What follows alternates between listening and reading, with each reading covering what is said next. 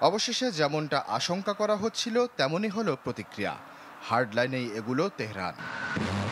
লক্ষ্যবস্তু হিসেবে কাতারে মার্কিন ঘাঁটিকে বেছে নিল ইরান।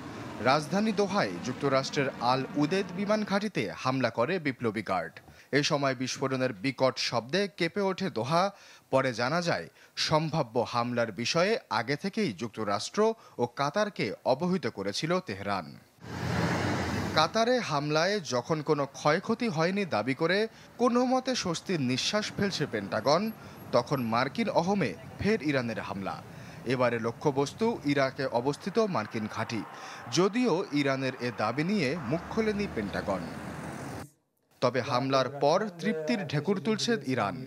সেনাপ্রধান জানান, যতবার ইরানের বিরুদ্ধে চোখ তুলেছে এভাবেই মুখ থুবড়ে পড়েছে যুক্তরাষ্ট্র। এই হামলার পর উৎসবমুখর পরিস্থিতি তেহরানে।